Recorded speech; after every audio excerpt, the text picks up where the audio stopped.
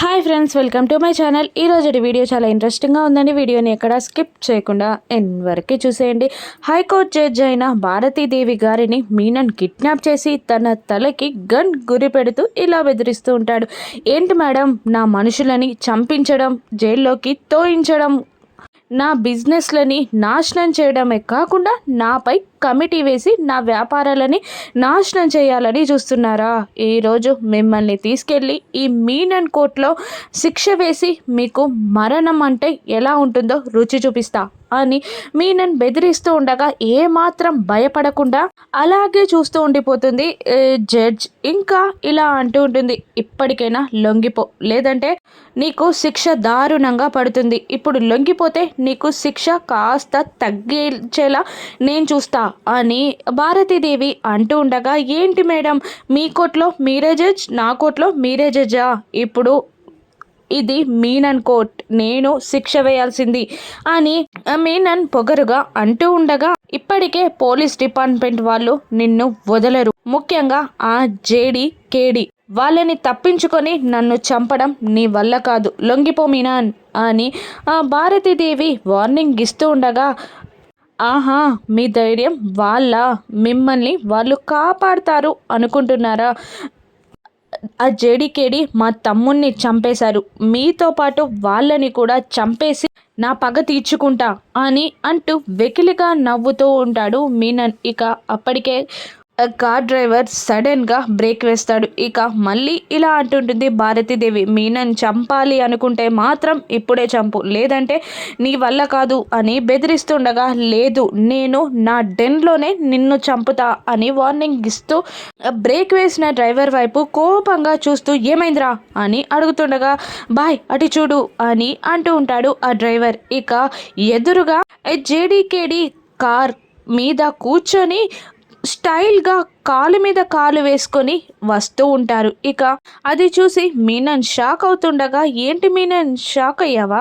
నన్ను చంపుతాని అన్నావు కదా, చూసావా జేడీకేడి వచ్చారు, ఇప్పుడు ఆ రోడ్డుని క్లియర్ చేసుకొని రాపో, ఆ తర్వాత మన గొడవ చూసుకుందాం అని యాటిట్యూడ్గా భారతీదేవి చెప్తూ ఉండగా, ఈరోజు మీతో పాటు వాళ్ళని కూడా పైకి పంపించి నా తమ్ముని ఆత్మకి శాంతి చేకూరేలా చేస్తా అని మీనన్ అరుస్తూ కిందికి దిగుతారు. ఇక జేడీకేడి కూడా కిందికి దిగి, ఏంటి మీనన్ ఇక్కడ మమ్మల్ని చూసి షాక్ అయ్యావా అని అడుగుతుండగా, షాక్ అవ్వడమా, నేనా? ఈరోజు భలే చిక్కారు నాకు, నా తమ్ముణ్ణి మీరు చంపేశారు కదా, ఇప్పుడు నేను మిమ్మల్ని చంపుతుంటే ఇక్కడిక్కడే తిరుగుతున్న మా తమ్ముడు సంతోషిస్తాడు, వాడి ఆత్మకి శాంతి చేకూరుతుంది అంటూ పిచ్చి పిచ్చిగా అరుస్తుండగా జేడి, అవును నీ తమ్ముని ఆత్మ ఇక్కడిక్కడే తిరుగుతుంది, ఎందుకో తెలుసా? మా చావు కోసం కాదు, వాడికి భయమేస్తుందంట, నిన్ను తోడుగా తీసుకెళ్ళడానికి వాడు కూడా ఇక్కడిక్కడే తిరుగుతున్నారు అని అంటూ మీనన్ వైపు గన్ ఎక్కువ పెడతారు జేడీకేడి. ఇక మీనన్ భయపడిపోతూ ఉండగా జేడి మీనన్ని టామ్ టామ్ అంటూ 2 కాల్పులు జరుగుతుంది. ఇక మీనన్ కింద పడిపోతాడు, కింద పడిపోయినట్టు యాక్టింగ్ చేస్తాడు. ఇక మీనన్కి ఎలాంటి బుల్లెట్స్ కూడా తగలవు. దాంతో జేడీకేడి షాక్ అవుతుండగా, ఏంటి జేడి, దీపావళిలో కొన్న తుపాకీని, అదే బొమ్మ తుపాకీని తీసుకొచ్చావా, ఒరిజినల్ రివాల్వర్ కాకుండా అని అంటూ వెకిలిగా నవ్వుతూ ఉంటాడు మీనన్. ఇక ఆ రివాల్వర్స్ని చూసుకొని జేడి షాక్ అయి ఇద్దరు ఒకరినొకరు చూసుకుంటూ ఉండగా ఒక్కసారి జేడి అంతా గుర్తు తెచ్చుకుంటుంది. స్టేషన్లో త్రిపాఠియే కావాలని జేడీకేడీల రివాల్వర్స్ని మార్చేస్తాడు. ఇక మీనన్, వీళ్ళ చావు చూడండిరా అని జేడీకేడీల వైపు రౌడీలని పంపించగా జేడీకేడి ఏకమయ్యి చేతులు పట్టుకొని ఆ రౌడీలని చితక బాధిస్తూ ఉంటారు. ఇక అప్పుడే అక్కడికి వచ్చిన యువరాజ్తో మీనన్, నువ్వు లాయర్ భారతీదేవిని తీసుకెళ్ళు, వీళ్ళ సంగతి నేను చూస్తా అని అనగానే మెల్లిగా వెనకాల నుండి యువరాజ్ లాయర్ భారతీదేవిని ఇంకొక రౌడీ సహాయంతో ఒక కార్లో ఎక్కించుకొని కిడ్నాప్ చేసి తీసుకెళ్తూ ఉంటారు. ఇక మీనన్ని కేడి కొడుతూ ఉండగా మీనన్ కూడా కొడుతూ ఉంటాడు. ఇక మళ్ళీ కేడి మీనన్ని చితక బాదుతూ ఉండగా లాయర్ని తీసుకెళ్తున్న యువరాజ్ని జేడి చూసి, కేడి నువ్వు జడ్జి గారికి వచ్చి చూడు, మీనన్ సంగతి నేను చూస్తా అని అంటూ కేదార్ని అటువైపు పంపిస్తుంది జేడి. ఇక లాయర్ భారతీదేవిని యువరాజ్ ఒక కారులో కూర్చోబెట్టుకుని తీసుకెళ్తూ ఉండగా ఏమాత్రం భయపడకుండా చూస్తున్న భారతీదేవిని, మీకు భయం వేయట్లేదా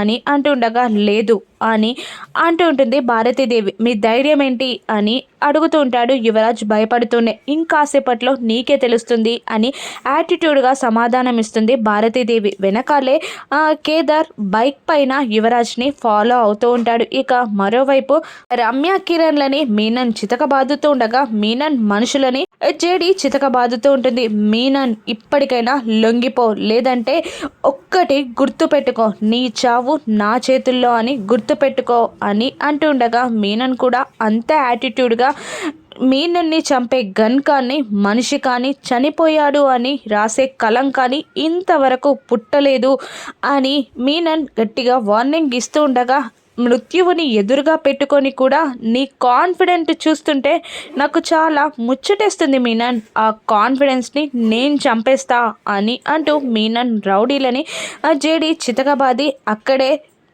పార్క్ చేసున్న ఒక కార్లో ఎక్కి డ్రైవింగ్ సీట్లో కూర్చొని స్పీడ్గా డ్రైవ్ చేస్తూ తన చేతిని బయట పెట్టి మీనన్ని కాలర్ పట్టుకొని రోడ్డు మీద పిచ్చి కుక్కలా పరిగెత్తిస్తుంది జేడి.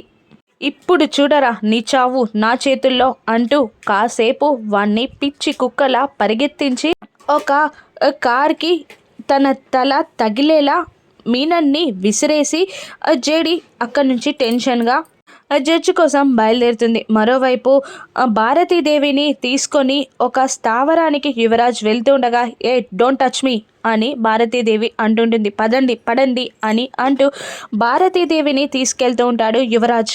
ఫాలో అవుతున్న కేదార్ని కూడా యువరాజ్ చూసేస్తాడు. వాళ్ళ మీ ధైర్యం అని అంటూ ఆ భారతీదేవిని తీసుకెళ్తున్న రౌడీలని యువరాజ్ ని కేదార్ చూసి అక్కడే తన బైక్ పార్క్ చేసి వాళ్ళని వెంబడిస్తూ వెళ్తూ ఉంటారు. ఇక ఒక రూమ్లో బంధించబోతున్న జడ్జ్ ముందుకి యువరాజ్ ముందుకి కేదార్ వెళ్తారు. ఇక వీడా నీ బలం అని అంటూ రౌడీలని కేదార్ వైపు పంపగా నలుగురు రౌడీలు కేడీని చుట్టుముడతారు. ఇక మీరు చూసుకోండ్రా అని అంటూ యువరాజ్ అక్కడి నుండి వెళ్ళబోతూ ఉండగా ఆ రౌడీలని కేడి చితకబాదుతూ ఉంటాడు. ఇక తన మీద పెట్టుకున్న నమ్మకాన్ని నిలబెట్టుకున్నందుకు కేడీ వైపు సంతోషంగా చూస్తుంటుంది భారతీదేవి. ఇక కేడీ దెబ్బలు తట్టుకోలేక అందరూ అక్కడ నుండి పరిగెడతారు. మేడం మీరు ఇక్కడే ఉండండి అని అంటూ యువరాజ్ వెంట పడతాడు కేడీ. ఇక కేడీని వెనకాల నుండి ఒక కర్రతో తలపైన కొడతాడు యువరాజ్. ఇక ఈ రోజుల్లో నా చేతిలో నీ అంతం ఖాయం అని కేడీని యువరాజ్ అంటూ ఉండగా అప్పుడే భారతీదేవి దగ్గరికి జేడి రమ్య కిరణ్ వస్తారు. మేడం మీరు సేఫే కదా అని అడుగుతుండగా, సేఫే అని చెప్తూ ఉంటుంది భారతీదేవి. కేడీ ఎక్కడా అని అంటుండగా అటు వెళ్ళారు అని చూపిస్తూ ఉంటుంది ఆవిడ. ఇక నీ ఆశ నేనెందుకు తీర్చనురా అని అంటూ కేదార్ కూడా పిడికిలి బిగించి యువరాజ్ పైకి తిరగబడుతూ ఉంటాడు. ఇక ఒక కర్రతో తన పైన దాడి చేయబోతున్న యువరాజ్ కర్రని గట్టిగా పట్టుకొని యువరాజ్ చేతిలో నుండి కర్రని లాక్కొని పక్కన పడేసి ఇద్దరు పోటాపోటీగా కొట్టుకుంటూ ఉంటారు. ఇక యువరాజ్ ఇలా అంటుంటాడు, అసలు నిన్ను చంపడం కన్నా నీ ఫేస్ని చూడడం నాకు చాలా